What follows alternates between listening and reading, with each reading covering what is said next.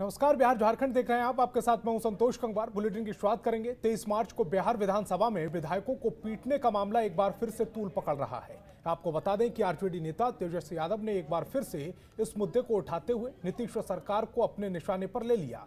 वहीं इस मामले को लेकर उन्होंने विधानसभा अध्यक्ष को एक पत्र लिखा है, जिसमें तेजस्वी यादव ने मारपीट करने वाले दोषियों को बर्खास्त करने की मांग की है। पत्र में लिखा गया है कि 23 मार्च को बिहार विधानसभा के अंदर घटी एक घटना ने बिहार विधानसभा की मर्यादा को तार-तार किया।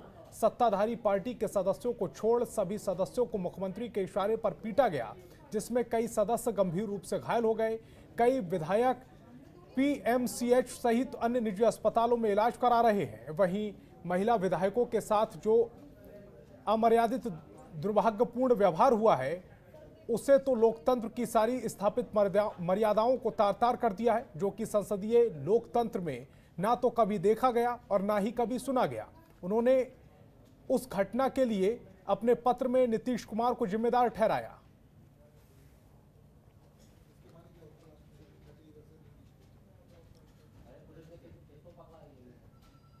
तो विधानसभा में विधायकों के साथ मारपीट का यह पूरा मामला, जिसको लेकर अब नेता प्रतिपक्ष तेजस्वी यादव ने एक पत्र लिखा है और पत्र में नीतीश सरकार को सीधे सीधे जिम्मेदार ठहराया है। उन्होंने कहा है कि इस तरह की घटना न पहले कभी लोकतंत्र में घटी है और जिस तरह की ये दुर्भाग्यपूर्ण घटना है, उसको लेकर नीतीश सरकार को निशाने पर लिया गया।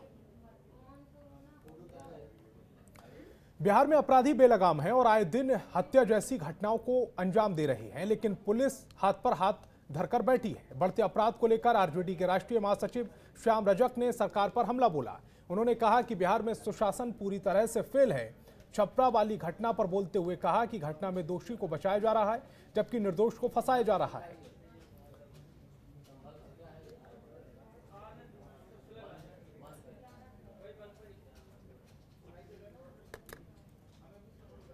घटना ये सब बता रही है आपके सुशासन के जो चेहरे हैं उसको नंगा कर रही है। तो आपको अविलंब ऐसे लोग पर कार्रवाई करना चाहिए। अगर आप सक्षम नहीं हैं तो आपको फैसला लेना चाहिए कि हम क्या करें। उनको खुद फैसला लेना चाहिए। अगर वो अपने आप को कहते हैं कि हम समाजवादी आंदोलन के लोग हैं, हम जेपी आंदोलन के लोग हैं, जेपी ने क्या कहा था उसकी बातों को तो याद रखिए। आप महात्मा गांधी के बात को रखते हैं, अपने पास बताते हैं कि सिद्धांत विहीन राजनीति नहीं करनी चाहिए। ये बड़ा पाप है। 7 निश्चय जो आप अपना दिखला रहे हैं, जो उनके 7 महापाप हैं, उसको दिखला रहे हैं। तो सिद्धांत विहीन राजनीति आप अपने ऑफिस में भी लगाए, अपने घर में भी लगाए हैं, और ठीक सिद्धांत के विहीन राजनीति आप कर रहे हैं। ये क्या दर्शाता है? कथनी और करनी में अंतर है।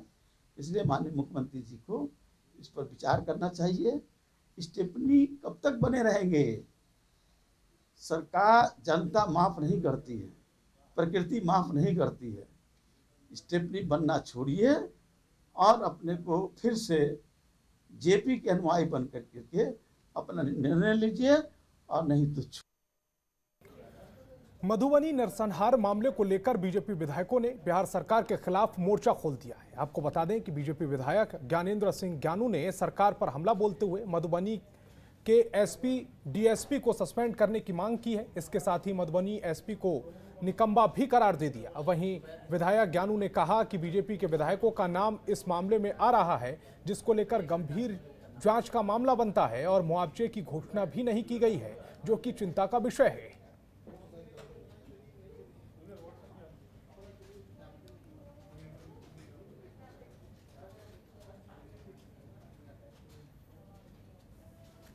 जो भी विधायक हो, जिसका भी संरक्षण हो, उसके पूरी तरह उसकी जांच होनी चाहिए, उस पर भी कार्रवाई होनी चाहिए। बड़े लोग नहीं, बड़े से संरक्षण जो देते हैं, कहीं भी दो देते होंगे, कोई पॉलिटिशियन है, विधायक हो, मंत्री हो, कोई हो, हम हो या कोई हो, अगर इस तरह क्रिमिनल को संरक्षण देने वाले पर सब पर कार्रवाई होनी चाहिए। लेकिन बड़े लोगों पर कार्रवाई नहीं हो रही सर, केवल थाना प्रभारी को निलंबित किया गया। एसपी पर कह रहे हैं कि एसपी वहाँ का एसपी भी है, उसी तरह का लोग बताया कि एसपी पड़ा रहता है, ऐसे ही कोई काम नहीं करता, एसपी निकम्मा है वहाँ का।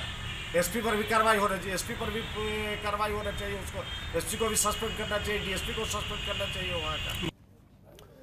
वहीं मधुबनी नरसंहार मामले में प्रशासन ने बड़ी कार्रवाई करते हुए वर्तमान एसएचओ महेंद्र सिंह को निलंबित कर दिया है। एसपी ने उन्हें निलंबित करते हुए लाइन हाजिर कर दिया है और ट्रेनी डीएसपी राकेश कुमार रंजन को स्थायी एसएचओ बनाया है। आपको बता दें कि इस घटना में बरती गई लापरवाही को लेकर वर्तमान एसएचओ श्री हरि सिंह एसडीपीओ अरुण कुमार सिंह के खिलाफ परिजनों ने कई गंभीर आरोप लगाए थे, जिससे सरकार और प्रशासन की किरकिरी हो गई। वहीं दूसरी तरफ पुलिस ने कार्रवाई करते हुए घटना में शामिल मुख्य आरोपी के घर पर कुर्की का बोर्ड लगा दिया।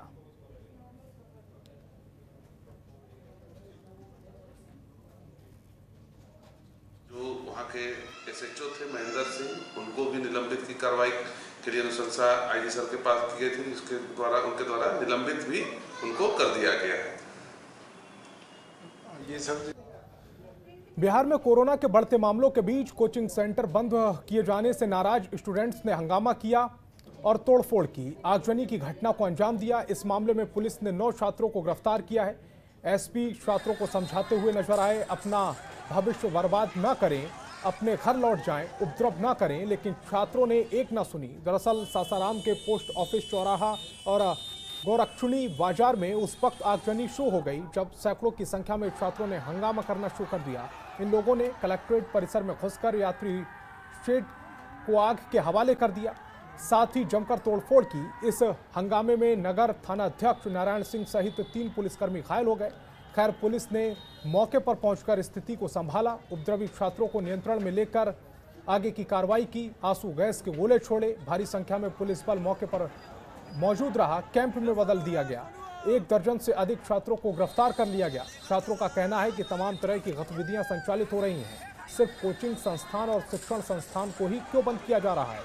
छात्रों के हंगामे से कई घंटे सासाराम का मुख्य चौराहा छावनी में तब्दील रहा।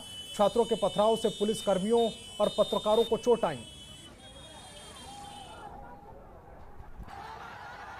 बिहार में पंचायत चुनाव की तारीखों का जल्द ऐलान हो सकता है। जनप्रतिनिधि अपने अपने क्षेत्र में किए गए कार्य और जीत का दावा कर रहे हैं। इसी कड़ी में सीतामढ़ी जिले के रुन्नी सैदपुर प्रखंड के महिसार पंचायत के मुखिया प्रदीप कुमार सिन्हा ने गांव में विकास का दावा किया है। इसी को लेकर जनतंत्र टीवी ने मुखिया और जनता से खास बातचीत की है। क्या कुछ कहना है, सुनवाते हैं आपको। आप देख रहे हैं बिहार पंचायत चुनाव की महाकवरेज मुखिया जी बोली ना। जनतंत्र टीवी के खास प्रोग्राम को लेकर इस वक्त मैं सीतामढ़ी जिला के रुन्नी सैदपुर प्रखंड के महिसार पंचायत में हूं और महिसार पंचायत में यहां कुछ लोग हैं, उनसे जानेंगे कि आखिर पिछले 5 साल में मुखिया जी ने काम किया है या नहीं किया है।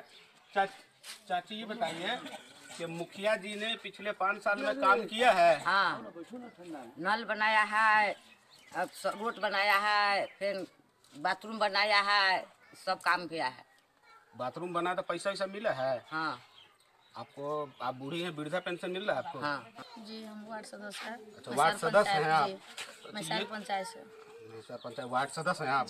अच्छा, ये बताइए कि वार्डों की बहुत ज़्यादा शिकायत मिलती है कि बेगड़ पैसे के उनका इंदिरा आवास नहीं मिलता है, या नल जल में भी बहुत सारों के साथ दूध खसुट हुआ है। आपने भी किया है क्या? जी नहीं, हम नहीं किए हैं। नहीं किए हैं? नहीं किए हैं, किसी से पूछ लीजिए, इनको भी दिए हैं। 1 रुपया भी आपने नहीं लिए? चलिए, बहुत खुशी की बात है। चाचा, क्या नाम हुआ आपका? रामचंद्र महतो। रामचंद्र महतो, इसी पंचायत के हैं? बाढ़ आता है यहाँ?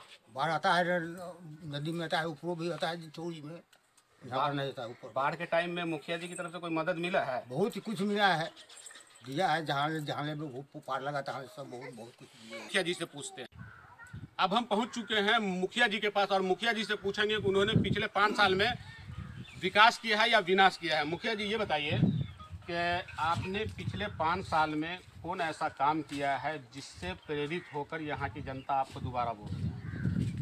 देखिए, मैंने अपने पंचायत में जो सरकार की प्रायोजित योजनाएं होती हैं, जिनके लिए पंचायती राज व्यवस्था के द्वारा पैसा आता है ग्राम पंचायत को, उन योजनाओं का सरकार के द्वारा दिए गए प्राकरण के अनुरूप जो कार्य हुआ, उसको अपने निरीक्षण में बेहतर करने की कोशिश किया है और पूरी राशि का सदुपयोग किया गया हमारे पंचायत में, चाहे वो नल जल योजना हो, चाहे नली गली योजना हो। इन कार्यों के साथ साथ हमने अपने पंचायत में युवाओं के रोज़गार के लिए बेहतर काम करने की कोशिश की है, जिसमें कई सारी कंपनियों को यहाँ बुलाया गया लोगों को रोज़गार देने के लिए, युवाओं को, और उनको युवाओं के रोज़गार एवं उनके प्रशिक्षण के दिशा में हम लोगों ने काफ़ी कार्य किया है और धीरे धीरे हमारे गाँव के युवा प्रशिक्षण प्राप्त करके अच्छे संस्थानों में नौकरी के लिए जा रहे हैं। सरकार की योजना के अलावा मैंने पहले ही कहा आपको कि सरकार की जो योजनाएं थी उनका योजना के अनुरूप, प्राकलन के अनुरूप हमने कार्य करवाया। उसके अलावे हम लोगों ने अपने स्तर पे गांव में एक जन जागरण अभियान के तहत युवाओं को एक सही रास्ता दिखाने का कार्य कर रहे हैं हम लोग।